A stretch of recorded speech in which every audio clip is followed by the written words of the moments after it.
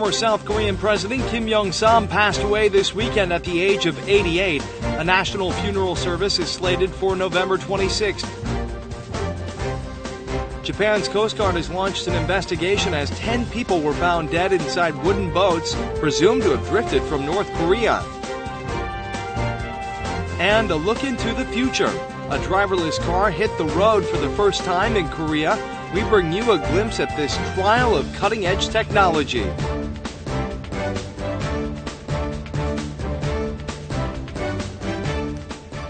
Hello and welcome to News Today on KBS World. It's Monday, November 23rd. I'm Luke Clary.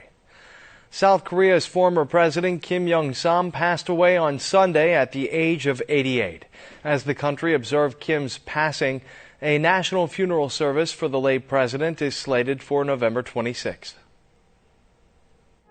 The memorial service for the late former President Kim Youngsams will be held on November 26 at 2 p.m. in front of the National Assembly building. The late president will be laid to rest at the Seoul National Cemetery.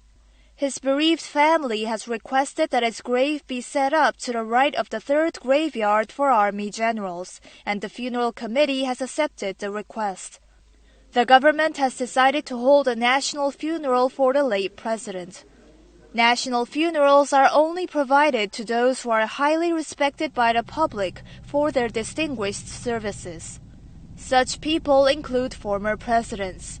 It will be the first national funeral in Korea since state and national funerals were incorporated. The funeral committee is headed by the Prime Minister. 국민들과 함께 고인의 큰 업적을 기리고 예우의 만전을 기하여 최대한 지원해 나가겠습니다. The national flag will be raised during the funeral period. Memorial altars have been set up nationwide. The main altar is located at the National Assembly. President Park Geun-hye has offered her deep condolences upon hearing the news that former President Kim Youngsams passed away. She ordered the government to prepare a respectful funeral for the late president. Meanwhile, Prime Minister Hwang Kyo-ahn and cabinet members visited the memorial altar for Kim. President Park Geun-hye offered her deep condolences over the death of former President Kim Youngsams, praying for the repose of his soul. Park was briefed about the former president's death early on Sunday morning after attending an East Asia Summit dinner. She said that the government will prepare a respectful funeral for Kim in accordance with laws and the bereaved family's opinions. 유가족께 심심한 위로의 말씀을 드리며 거듭 고인의 명복을 빕니다. UN Secretary General Ban Ki-moon, who attended the East Asia Summit along with Park, mourned Kim's death, saying that his achievements such as devotion to democratization and bold reforms will go down in history forever. President Park also sent condolence flowers to the memorial altar for Kim. After an unscheduled cabinet meeting, Prime Minister Hwang Kyo-ahn and cabinet members including Finance Minister Choi Kyung-hwan visited the memorial altar for Kim en masse. President Park Geun-hye has returned from her trip overseas where she attended the G20 and Asia-Pacific Economic Cooperation Summits. At the East Asia Summit on Sunday, she stressed the importance of resolving the North Korean nuclear issue. President Park Geun-hye on Sunday wrapped up her 10-day overseas trip, during which she attended the Group of 20, the Asia-Pacific Economic Cooperation, and the Association of Southeast Asian Nations summits. At the East Asia Summit, which focused on security issues, President Park urged member states to cooperate in resolving North Korea's nuclear issue as a stepping stone for establishing peace and stability in the region. Park also attended the Korea-ASEAN Summit, where she discussed the stronger cooperation with Southeast Asian countries and co-prosperity. 한국은 앞으로도 아세안이 공동체의 실질적 완성을 이루는 과정에 적극 협력해 나갈 것입니다. Park and the representatives of 16 countries, which include the ASEAN, Korea, China, Japan, Australia, and India, adopted a joint declaration urging the conclusion of the Regional Comprehensive Economic Partnership by next year. Japan's Coast Guard has launched an investigation as 10 people were found dead inside wooden boats presumed to have drifted from North Korea to Japan.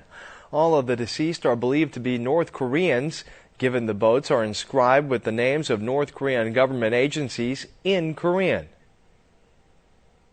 3 wooden boats were found in waters off the coast of Wajima in Ishikawa Prefecture, Japan, on November 20th and 21st. They are presumed to be North Korean ships. 10 men were found dead inside 2 boats. An investigation by the Japan Coast Guard found that the 2 boats were inscribed in Korean with the phrases "the Korean People's Army" and the Ministry of State Security. As a result, Japanese authorities have concluded that the boats drifted away from North Korea. When they were found, the capsized boats were adrift upside down. It is also assumed that a considerable amount of time has passed since the 10 people died. Japanese authorities believe that the fishing boats attained proper permission, and noted fishing nets and hooks were also found inside the boats. However, Japan doesn't rule out the possibility that the deceased are North Korean soldiers, as one of the boats bears the mark of North Korea's Ministry of State Security, which is the intelligence agency for North Korean leader Kim Jong-un. 5 years ago on this day, North Korea shelled the South Korean Yeonpyeong Island. KBS visited the island to mark the 5th anniversary of the shelling.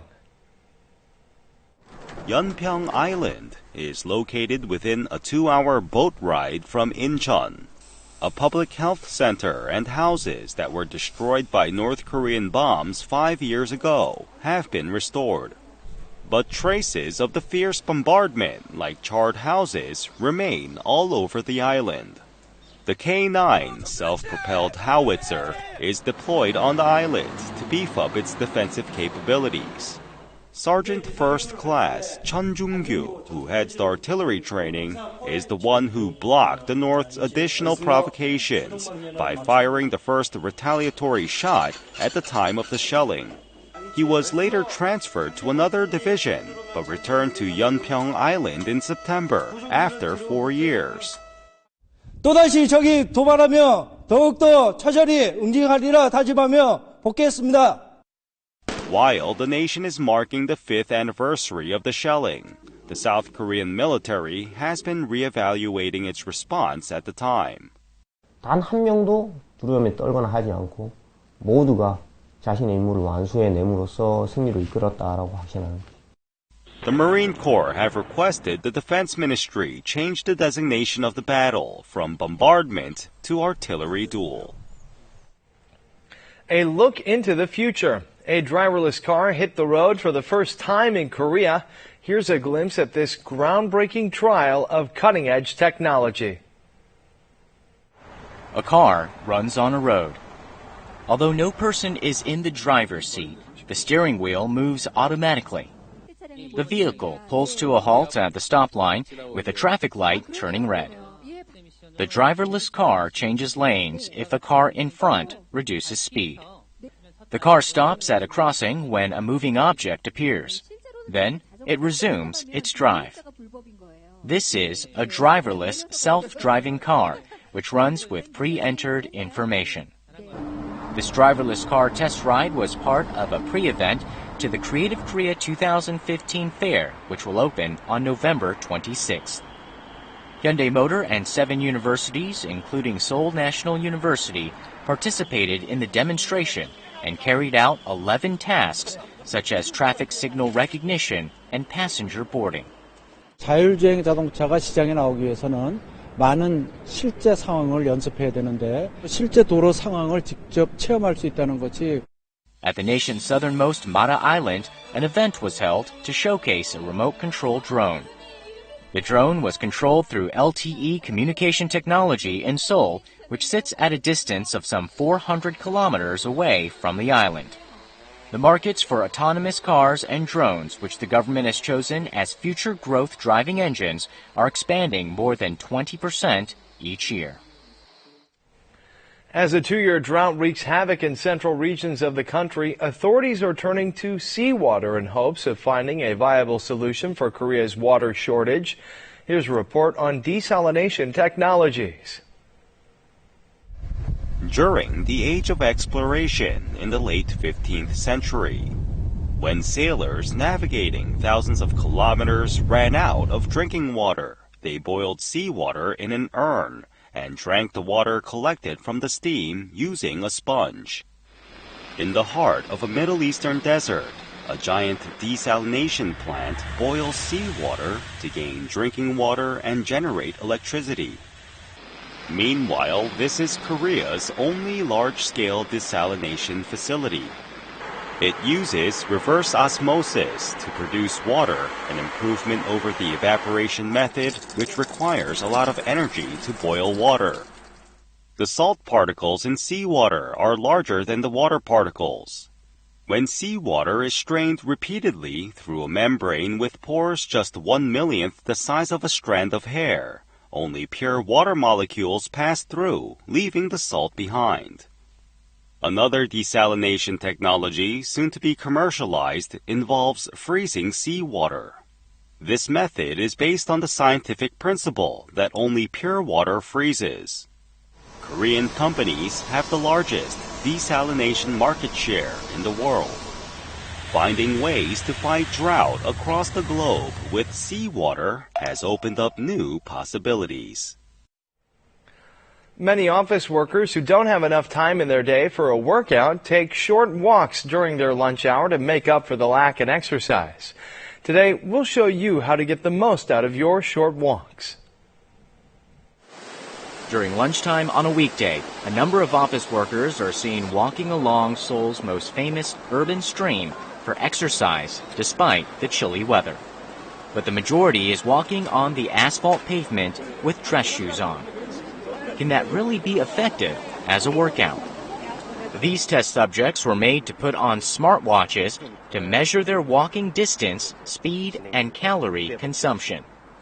They spent a little bit more calories when they put on sneakers to walk on the polyurethane road than when they were wearing dress shoes and walked on the asphalt pavement. The next experiment compared a steady pace of walking at usual walking speeds with different walking speeds fluctuating between slow and fast.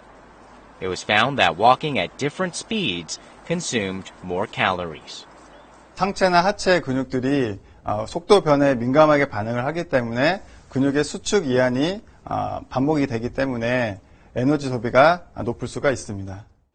If office workers make sure to wear sneakers and vary walking speeds to enhance the effects of walking, they can maximize the benefit of working out in short spurts.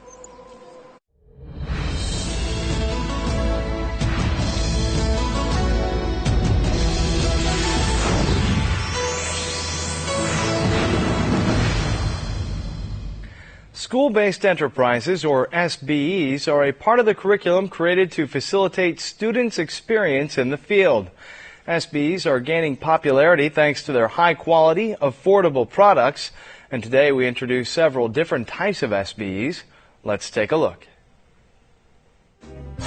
This restaurant is run by a catering cooking department of a university. Students or would-be chefs are flexing their culinary skills in the kitchen. 단가가 많이 비싼 재료들을 해산물이나 아니면 육류 같은 경우에는 만들 수가 없는데 여기서 직접 만들 수도 있고 구워볼 수도 있고. Here, customers can enjoy a range of dishes from Korean, Chinese, and Western cuisine. Thanks to the varied menu, even foreigners are spotted here during lunchtime. 대학교 외식 학생은 햄버거 만든 많이 잘해요. 맛있어요. After class, students change into mechanics uniforms. There is in fact a maintenance service center at this school. Here, students who are certified to do auto repairs replace tires, the engine oil, and also check the wheel alignment. 오히려 좀 더 꼼꼼하게 하기 때문에 더 믿음이 가고요. 정가격으로만 측정이 되기 때문에 오히려 그런 면에서 더 이용하게 됩니다.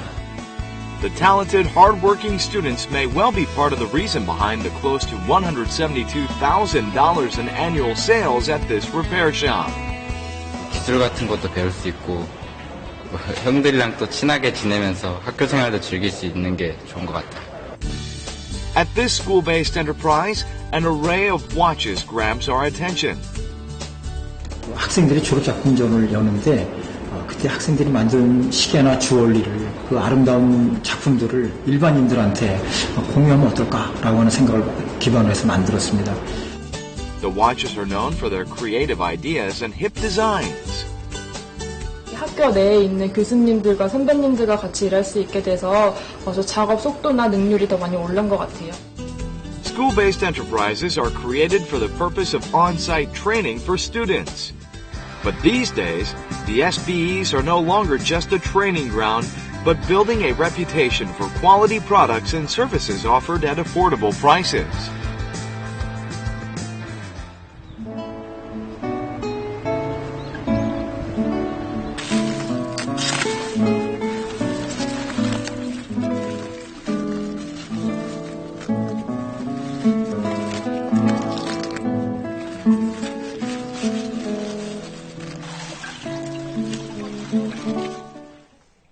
And now we'll take a look at the markets, followed by the world weather.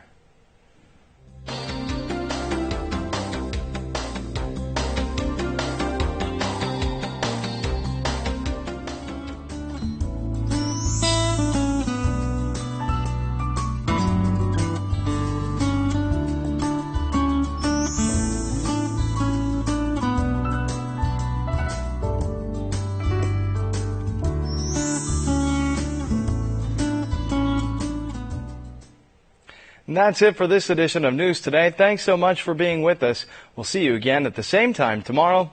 Goodbye.